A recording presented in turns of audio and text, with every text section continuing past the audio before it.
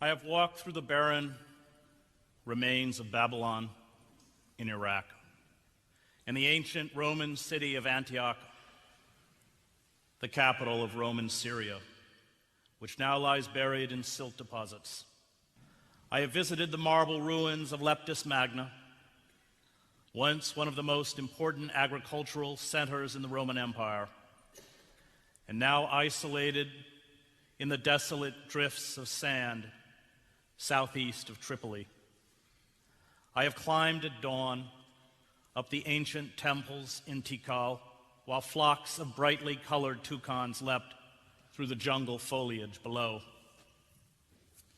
I have stood amid the remains of the ancient Egyptian city of Luxor along the Nile, looking at the statue of the great Egyptian pharaoh Ramses II lying broken on the ground, with Percy Shelley's poem Ozymandias running through my head. My name is Ozymandias, King of Kings. Look on my works, ye mighty, and despair. Nothing beside remains round the decay of that colossal wreck, boundless and bare. The lone and level sands stretch far away. Civilizations rise, decay, and die. Time, as the ancient Greeks argued, for individuals and for states, is cyclical. As societies become more complex, they become inevitably more precarious. They become increasingly vulnerable, burdened by vast bureaucracies, an increasingly rapacious and disconnected elite, and a blind loyalty to ideological systems and ideas that no longer correspond to reality. And as they begin to break down, there is a strange retreat by a frightened and confused population from reality, an inability to confront the fragility and impending collapse. The elites who speak in phrases and jargon that do not correspond to the real retreat into isolated compounds, whether at the court of Versailles, the Forbidden City, or our own enclaves of wealth and privilege. The elites indulge within these enclaves in unchecked hedonism, the accumulation of vaster wealth and extravagant consumption. They shut themselves off from the suffering of the masses who are repressed to extract wealth upwards with greater and greater ferocity. Resources are ruthlessly and thoughtlessly depleted until they are exhausted or destroyed. And then the hollowed out edifice, which appeared unassailable and solid, collapses. The Roman and Sumerian empires fell this way. The Mayan elites, after cutting down their forests and polluting their streams with silt and acids, retreated like all dead empires back into primitivism. As food and water shortages expand across the globe, as mounting poverty and misery, including rising food costs, trigger street protests in the Middle East, Africa, and Europe, our elites are doing what all elites do. They launch more wars. They build grander monuments to themselves. They plunge their nations deeper into debt, and they take it out on the backs of the workers and the poor. The collapse of our global economy, which wiped out a staggering $40 trillion in wealth, was only the first jolt. Our elites, after destroying and dismantling our manufacturing base, sold massive quantities of fraudulent mortgage-backed securities to pension funds, small investors, banks, universities, state and foreign governments, and shareholders. And when the speculative game imploded, they looted the treasury, crying out that the nation had a deficit crisis And of course it does not. It has a revenue crisis. And began dismantling basic social services, making war on the last vestiges of our unions, slashing jobs, freezing wages, throwing some 6 million Americans out of their homes, and standing idly by as we created a permanent underclass of unemployed and underemployed, which now sees 1 in 6 American workers without jobs.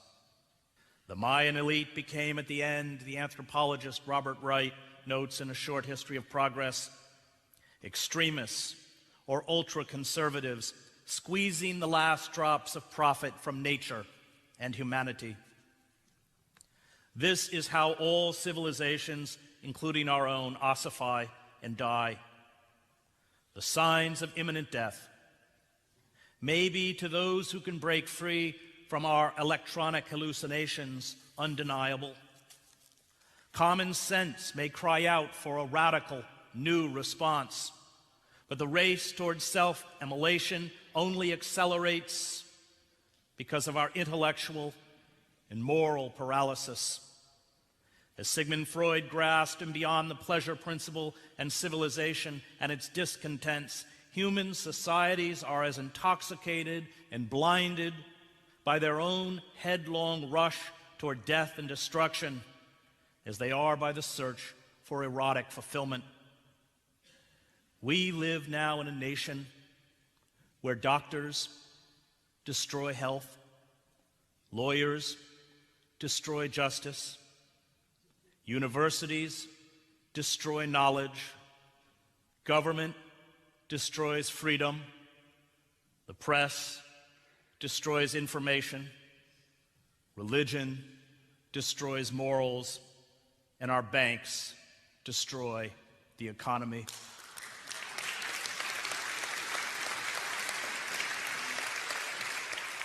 The turmoil in the Middle East, the implosion of national economies such as those of Ireland and Greece, the collapse of states such as Somalia and Ivory Coast, the increasing anger of a beleaguered working class at home and abroad, the growing, desperate human migrations, and the refusal to halt our relentless destruction of the ecosystem on which human life depends are the harbingers of our own collapse.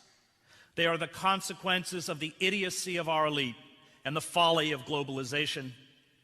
Protests and movements that are not built around a complete reconfiguration of American society, including a rapid dismantling of empire and the corporate state, can at best only forestall the inevitable. We will be saved only with the birth of a new and militant radicalism, one that defies all formal power structures, including the Democratic Party.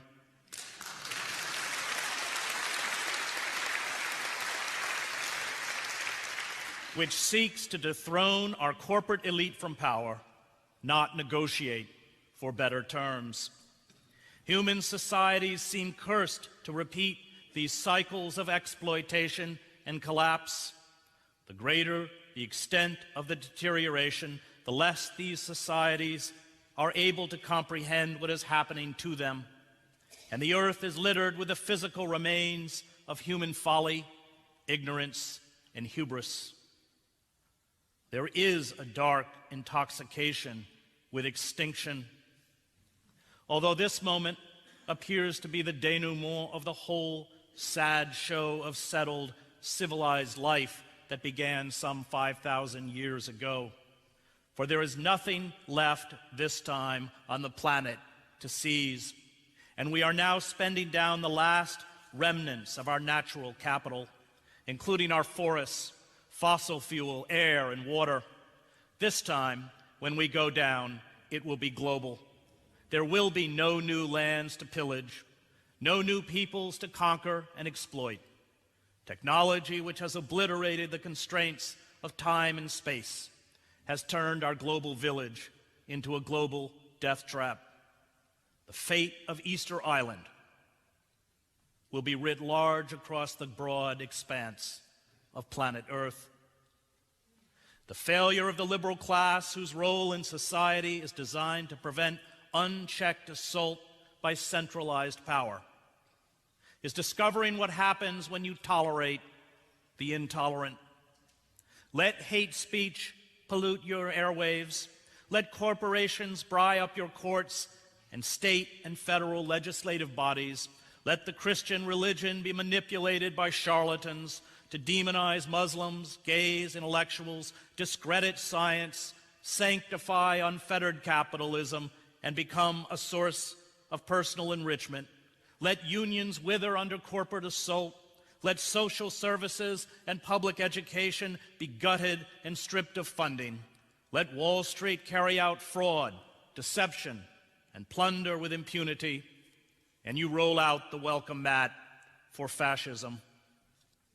The liberal class and much of the left has busied itself with the toothless pursuits of inclusiveness, multiculturalism, identity politics, and tolerance, a word Martin Luther King never used, and forgot about the primacy of justice. It naively sought to placate ideological and corporate forces bent on the destruction of the democratic state as well as the planet. The liberal class, like the misguided Democrats in the former Yugoslavia or the hapless aristocrats in the Weimar Republic, invited the wolf into the henhouse. It forgot that, as Karl Popper wrote in The Open Society and its enemies, if we extend unlimited tolerance even to those who are intolerant, if we are not prepared to defend a tolerant society against the onslaught of the intolerant, then the tolerant will be destroyed and tolerance with them. Financial regulation, largely put in place by the New Deal, not only protected us from the worst excesses of capitalism, but were the bulwarks that made democratic participation possible. Workers in this country fought long and hard for their rights. They suffered brutal beatings, mass expulsions from company housing and jobs, endured crippling strikes, targeted assassinations of union leaders, and armed battles with hired gun thugs and state militias. The Rockefellers, the Mellons, the Carnegies, and the Morgans, the Koch brothers, Industries, Goldman Sachs, and Walmart of their day, never gave a damn about workers. All they cared about was profit.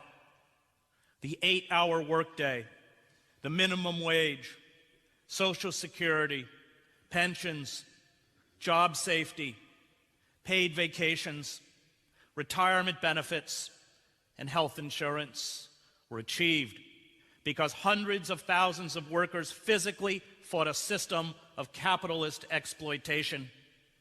They rallied around radicals such as Mother Jones, United Mine Workers President John L. Lewis, and Big Bill Haywood and his Wobblies, as well as the socialist presidential candidate Eugene V. Debs.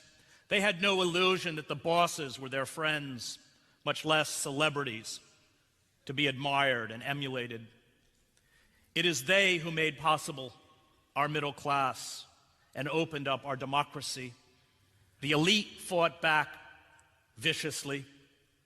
Federal marshals, state militias, sheriff's deputies, and at times army troops, along with the courts and legislative bodies, were used to crush and stymie worker revolts. Striking sugarcane workers were gunned down in Louisiana in 1887. Steel workers were shot to death in 1892 in Homestead, Pennsylvania. Railroad workers in the Pullman strike of 1894 were murdered. Coal miners at Ludlow, Colorado in 1914 and at Matewan, West Virginia in 1920 were massacred. Our freedoms and rights were paid for with the blood of ordinary men and women. American democracy arose because those consciously locked out of the system put their bodies on the line and demanded justice. The exclusion of the poor and the working class from the systems of power in this country was, after all, deliberate. The Founding Fathers deeply feared popular democracy, and they rigged the system to protect the elite from the start, something that has been largely whitewashed in public schools and by corporate media that has effectively substituted myth for history. Europe's poor, fleeing to America from squalid slums and workhouses in the 17th and 18th centuries, were viewed by the elite as commodities to exploit. Slaves, Native Americans, indentured servants, women, and men without property were not represented at the constitutional conventions. And American history, as Howard Zinn pointed out in The People's History of the United States, has been one long fight by the marginalized and the disenfranchised for dignity and freedom. Those who fought this battle understood the innate cruelty of capitalism. When you sell your product, you retain your person, said a tract published in the 1880s during the Lowell, Massachusetts mill strikes. But when you sell your labor, you sell yourself, losing the rights of free men and becoming vassals of mammoth establishments of a moneyed aristocracy that threatens annihilation to anyone who questions their right to enslave and oppress. Those who work in the mills ought to own them, not have the status of machines ruled by private despots who are entrenching monarchic principles on democratic soil as they drive downwards freedom and rights, civilization, health, morals, and intellectuality in the new commercial feudalism.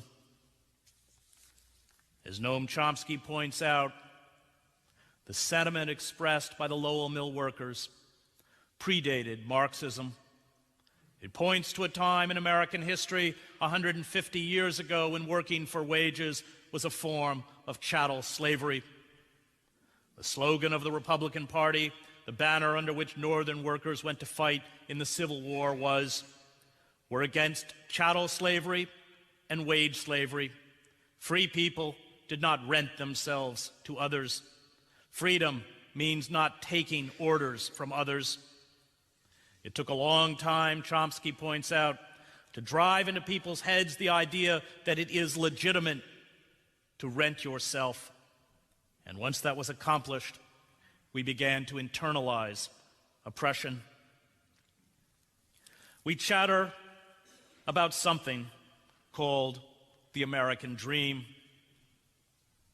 And now that the oligarchic elite have regained control of all of the levers of power, that dream is being exposed as a cruel hoax, and we are being shoved back into the cage. Slick public relations campaigns, the collapse of public education, nearly a third of the country is illiterate or semi-literate, the rise of amoral politicians such as Bill Clinton and Barack Obama, who pose as liberals while selling their souls and betraying basic liberal and democratic principles for corporate money, have left us largely defenseless. The last vestiges of unionized workers in the public sector are reduced to protesting in states like Wisconsin for collective bargaining, in short, the right to ask employers for fair working conditions. This shows how far labor and the country has deteriorated, and it looks as though even this basic right to ask, as well as raise money through union dues, has at least for the moment been successfully revoked in Madison. The Democratic Party and the remnants of organized labor steered passions in Wisconsin away from a general strike where workers should have gone, to tepid attempts to recall legislators. The public debate, meanwhile, dominated by corporate control systems of information, ignores the steady impoverishment of the working class and absence of legal and regulatory mechanisms to prevent our reconfiguration into a neo-feudal society. The airwaves are saturated with good-looking and charming corporate apologists. They ask us why public sector employees have benefits sneeringly called entitlements, while non-unionized working and middle-class people are denied. And the argument is ingenious. It pits desperate worker against desperate worker in a mad scramble for scraps. It is, of course, the wrong question. Why, we should ask, don't working men and women have health insurance, pension plans, job protection, and living wages?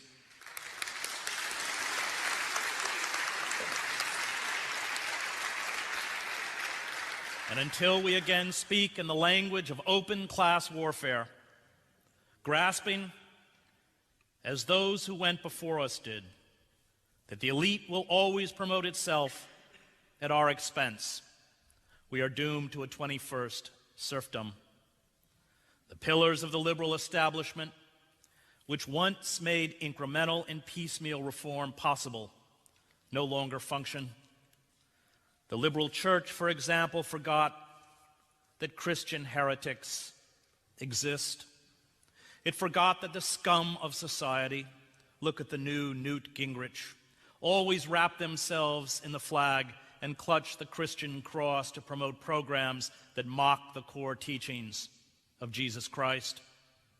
And for all their years of seminary training and Bible study, these liberal clergy have stood by mutely as televangelists betrayed and exploited the gospel to promote bigotry, hatred, and greed. What was the point, I wonder, of ordination?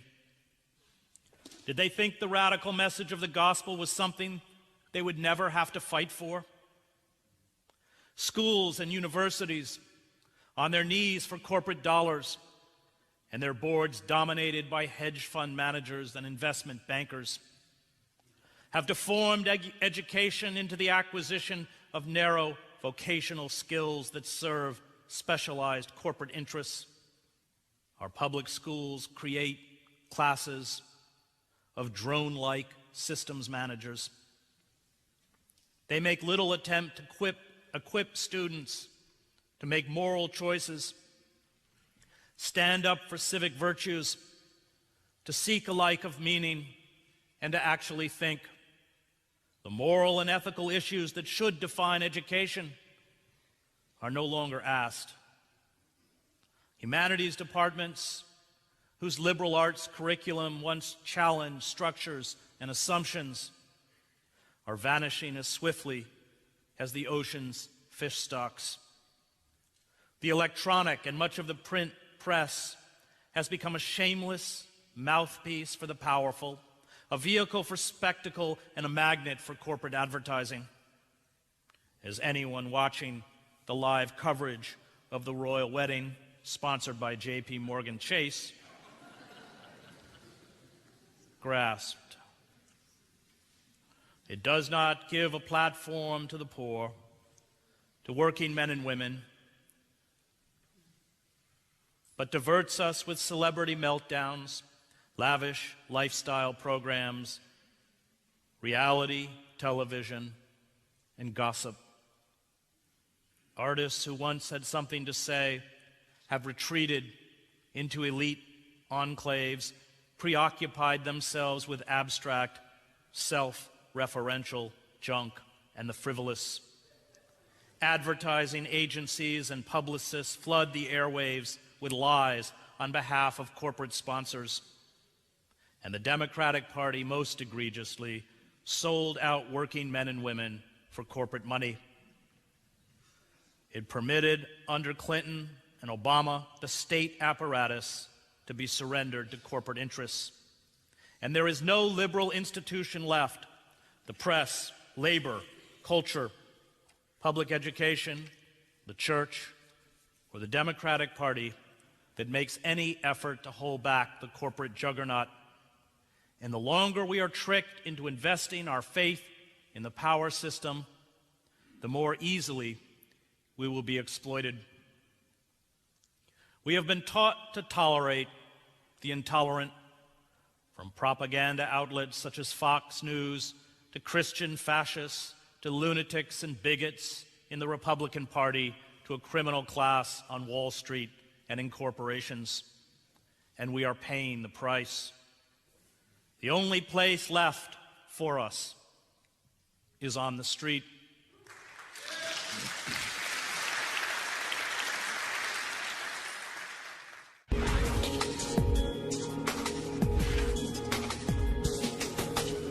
Thank you. We must occupy state and federal offices. We must foment general strikes. We must be willing to accept the discomfort of arrest and jail.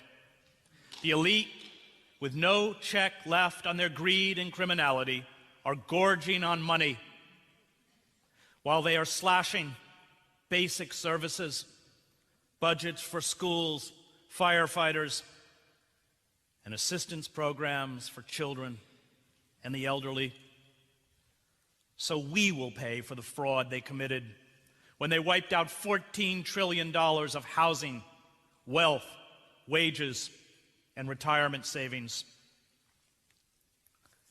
We now live in Orwell's Oceania, not Huxley's The World State. Osama bin Laden and Al-Qaeda play the role assumed by Emmanuel Goldstein in Orwell's novel 1984. Goldstein in the novel is the public personification of evil. His machinations and clandestine acts of violence dominate the nightly news and national discourse. Goldstein's image appears each day on Oceania's television screens as part of the country's 2 minutes of hate daily ritual. And without surrendering all power and civil liberties to the state, Goldstein, like the Islamic terrorists we are told, will kill you. All excesses are justified in the titanic fight against evil personified, and the inculcation of fear, the pernicious ideology of permanent war, has left us clamoring for our own enslavement. Like the residents of Oceania, we forgot that terrorism is a tactic, one that has been with us since Sallust wrote about it in the Jukathan Wars. And you cannot make war against a tactic. Terrorists are defeated by isolating them within their own societies. And after 9/11, we had garnered the empathy of not only the world, but the Muslim world, where I was reporting at the time for the New York Times. Muslims were appalled at what had been carried out in the name of their religion. Sheikh Tantawi, the chief Islamic authority in the Sunni Muslim world, denounced the attacks of 9/11 as a crime against humanity, which they were, and Osama bin Laden as a fraud, someone who had no religious training or authority to issue religious edicts or fatwas. And if we had had the courage to be vulnerable, to build on this empathy, rather than dropping iron fragmentation bombs all over the Middle East, we would be far safer and more secure today.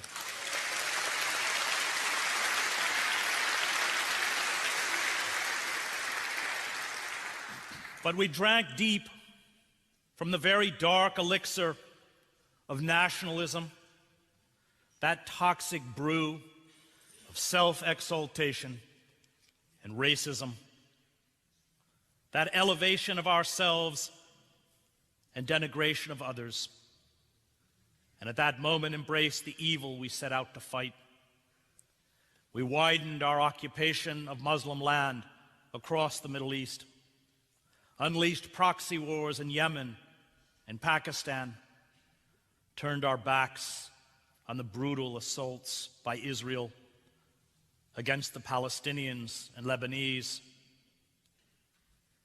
and chose to speak to the Muslim world exclusively in the language of violence.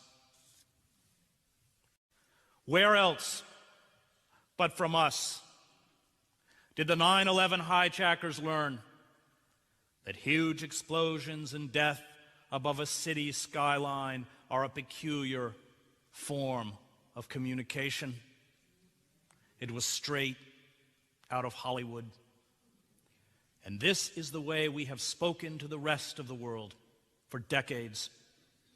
When Robert McNamara in 1965 began the saturation bombing of North Vietnam, a bombing that would leave hundreds of thousands of civilians dead, he said it was designed to send a message to Hanoi.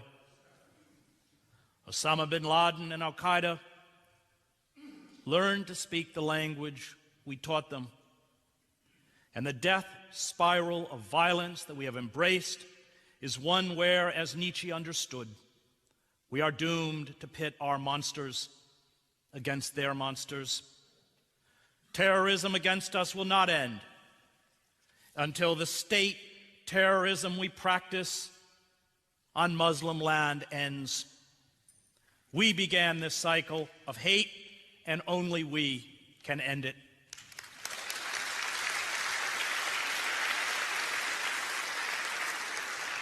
The torture of Private Bradley Manning mirrors the torture of the dissident Winston Smith at the end of 1984. Manning, held as a maximum custody detainee, spends 23 hours of every 24 hours alone. He is denied exercise. He cannot have a pillow or sheets for his bed. Army doctors have been plying him with antidepressants.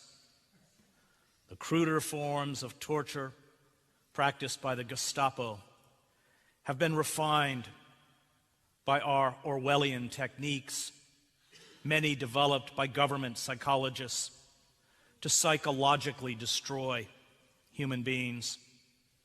We break souls as well as bodies. It is more effective. And by breaking dissidents like Manning, who expose the war crimes we are committing in Iraq, Afghanistan, and Pakistan, it sends a message to all who contemplate defying state power. We can all end up in Orwell's dreaded Room 101. We can all be made compliant and harmless. These special administrative measures are now routinely imposed on dissidents, including Syed Fahad Hashmi, who was imprisoned under these conditions for 3 years before ever going to trial. Thousands of detainees in our black sites across the globe experience these forms of scientific torture daily, as do those in our maximum security prisons, where the state makes war on our most politically astute underclass, African Americans.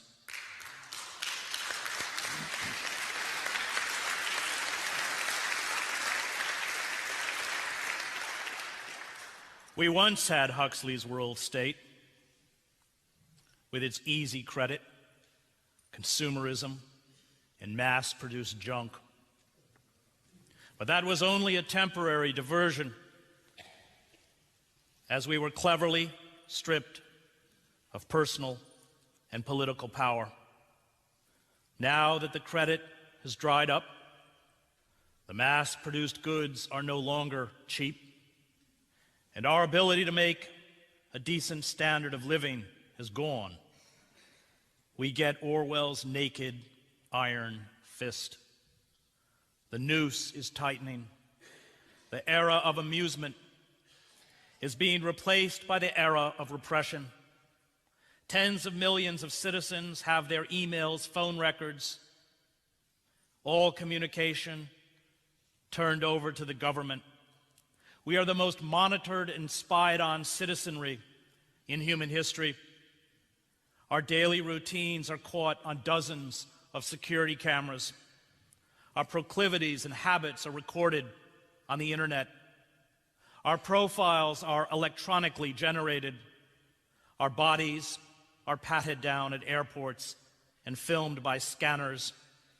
And public service announcements, car inspection stickers, and public transportation posters constantly urge us to report suspicious activity. Public space has been privatized by corporations who use security systems to prevent public expressions of discontent and remind us that we are nothing more than their consumers. The enemy, we are told, is everywhere. Those who do not comply with the security dictates of the war on terror, a war which, as Orwell noted, is endless, are silenced. The draconian security measures used to cripple protests at the G20 gatherings in Pittsburgh and Toronto were wildly disproportionate for the level of street activity.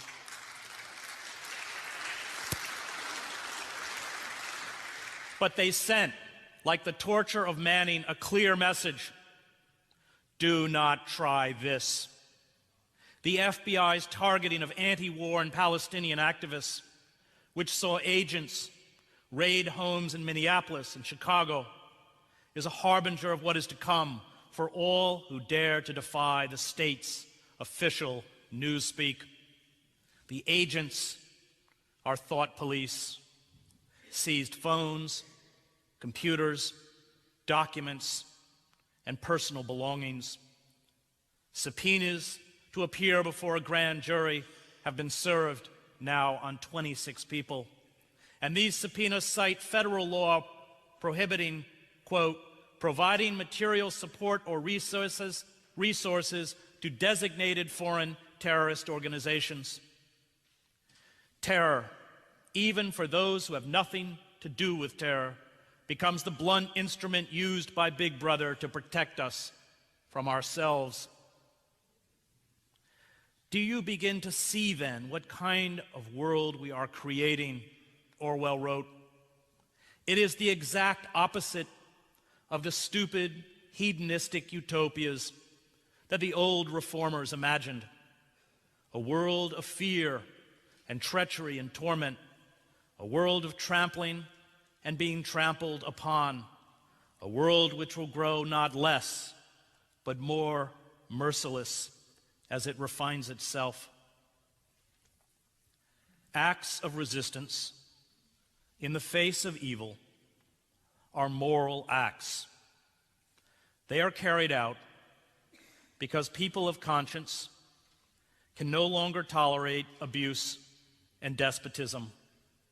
They are carried out not because they are effective or even practical in a utilitarian sense, but because they are right. Those who begin these acts are few in number. They are dismissed by the cynics who hide their fear behind their worldliness. Resistance, at its core, is about affirming life in a world dominated by corporate systems of death, and resistance is the supreme act of faith, the highest form of spirituality. It is time for us to choose whose side we are on, who we will stand with as our civilization unravels, the hungry and the suffering, who already comprise half of our globe, are becoming as familiar to us as our own underclass. And it is time to accept that to live in the fullest sense of the word, to exist as a free and independent human being, means open rebellion and a constant defiance of all centers of established party power, including the Democratic Party.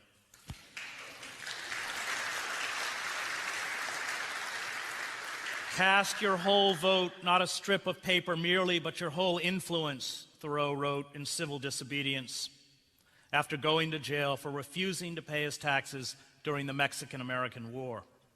A minority is powerless when it conforms to the majority. It is not even a minority then, but is irresistible when it clogs by its whole weight. Those who recognize the injustice of the wars in Iraq and Afghanistan, who concede that these wars are not only a violation of international law, but under post-Nuremberg laws defined as criminal wars of aggression, yet continue to support politicians, including Barack Obama, who fund and advance these wars, have forfeited their rights as citizens. By allowing the status quo to go unchallenged from Wall Street to Baghdad, they become agents of injustice. To do nothing is to do something. And those who profess a love of democracy and justice, but who continue to cooperate with these established power structures, practice a false morality. They vent against war and the corporate state, but do not actually resist.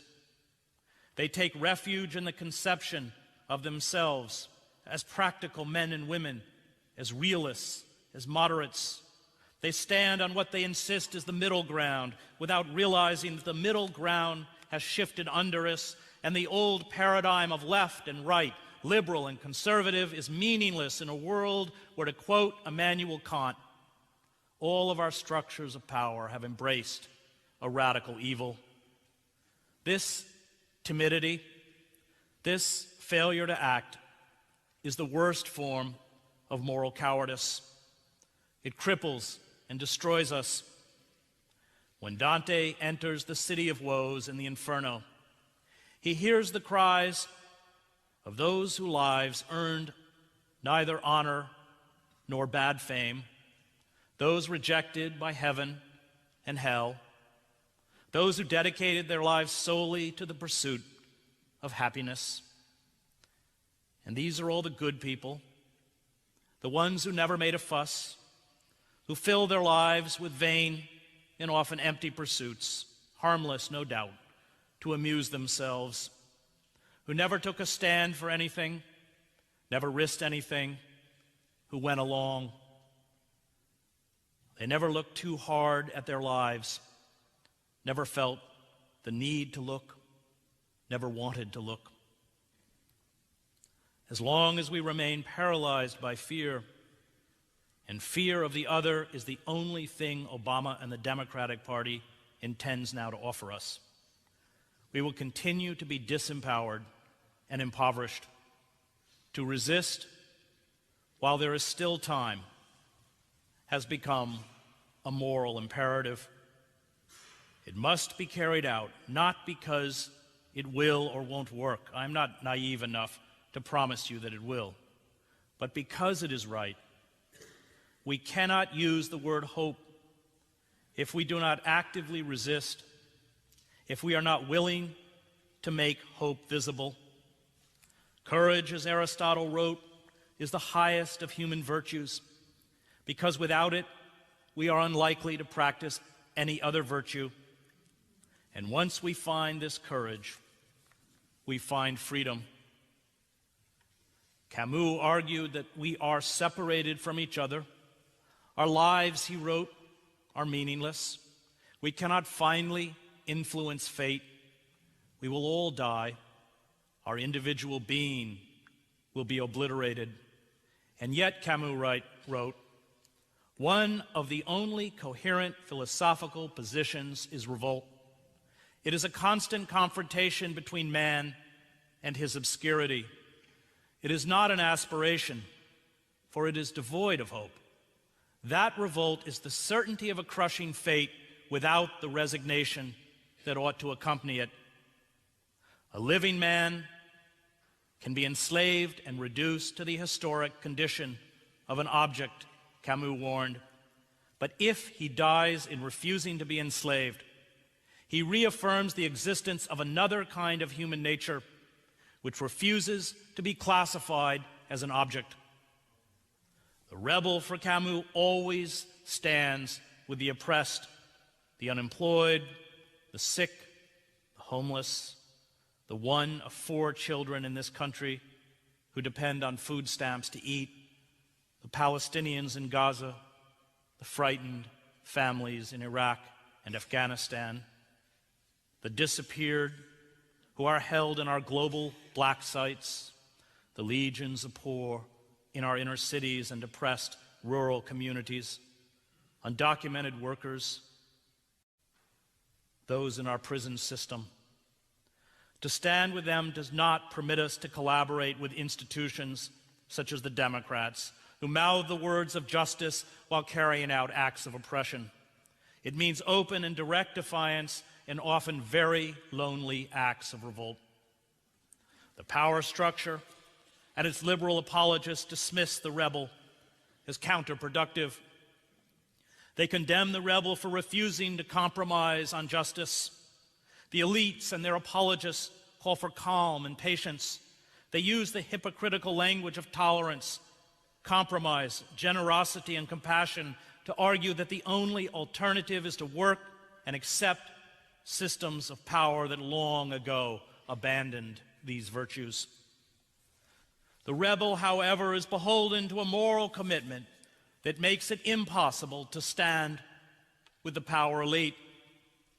The rebel refuses to be bought off with foundation grants, invitations to the White House, television appearances, book contracts, academic appointments, or empty rhetoric. The rebel is not concerned with self-promotion or a career or public opinion. The rebel knows that, as Augustine wrote, hope has 2 beautiful daughters, anger and courage. Anger at the way things are, and courage to see that they do not remain the way they are. The rebel is aware that virtue in the wider society is not rewarded. The act of rebellion defines itself. And in these acts of rebellion, especially when they are carried out against monolithic forces of power, we see human majesty. You do not become a dissident just because you decide one day to take up this most unusual career, Václav Havel said when he battled the communist regime in Czechoslovakia. You are thrown into it by your personal sense of responsibility, combined with a complex set of external circumstances. You are cast out of the existing structures and placed in a position of conflict with them. It begins as an attempt to do your work well and ends with being branded an enemy of the state. The dissident does not operate in the realm of genuine power at all. He is not seeking power. He has no desire for office and does not gather votes. He does not attempt to charm the public. He offers nothing and promises nothing. He can offer, if anything, only his own skin. And he offers it solely because he has no other way of affirming the truth he stands for. His actions simply articulate his dignity as a citizen, regardless of the cost.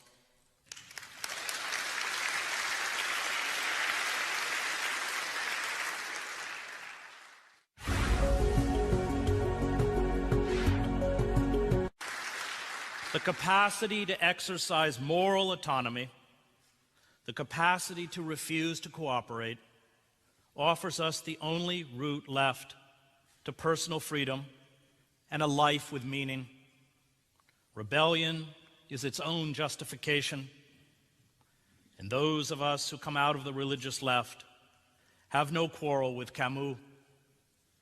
Camus is right about the absurdity of existence, right about finding worth in acts of rebellion rather than some bizarre dream of an afterlife or Sunday school fantasy that God rewards the just and the good. O my soul, the ancient Greek poet Pindar wrote, do not aspire to immortal life, but exhaust the limits of the possible.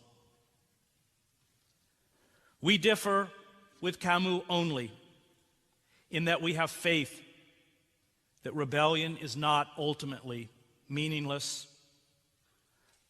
Rebellion allows us to be free and independent human beings, but rebellion also, I believe, chips away, however imperceptibly, at the edifice of the oppressor and sustains the dim flames of hope, empathy, justice, and love. And in moments of profound human despair, these flames are never insignificant. They keep alive the capacity to be human. We must become, as Camus said, so absolutely free that existence is an act of rebellion. And those who do not rebel in our age of totalitarian capitalism, those who convince themselves that there is no alternative to collaboration, commit spiritual and moral suicide. Alexander Herzen, speaking a century ago to a group of anarchists about how to overthrow the Tsar, reminded his listeners that it was not their job to save a dying system, but to replace it. We think we are the doctors, he said. We are the disease. All resistance must recognize that the body politic and global capitalism are dying, and we should stop wasting energy trying to reform or appeal to it. This does not mean the end of resistance, but it does mean very different forms of resistance. It means turning our energies towards building sustainable communities to weather the coming crisis, since we will be unable to survive and resist without a cooperative effort. It means acceptance that the struggle for justice will outlive us, that every value we fight for may be diminished when our own lives draw to a close, but external reality cannot be the yardstick for how we measure the moral life. Our mediocre and bankrupt elite is desperately trying to save a system that cannot be saved, and more importantly, they are trying to save themselves. All attempts to work within this decayed system and this class of power brokers will prove useless, and resistance must respond to the harsh new reality of a global capitalist order that will cling to power through ever-mounting forms of brutal and overt repression. Once credit dries up for the average citizen, once massive joblessness creates a permanent and enraged underclass, and the cheap manufactured goods that are the opiates of our commodity culture vanish, we will evolve, I expect, into a system that more closely resembles classical totalitarianism. Cruder, more violent forms of repression will have to be employed as the softer mechanisms of control, favored by what the philosopher Sheldon Wolin calls our system of inverted totalitarianism break down.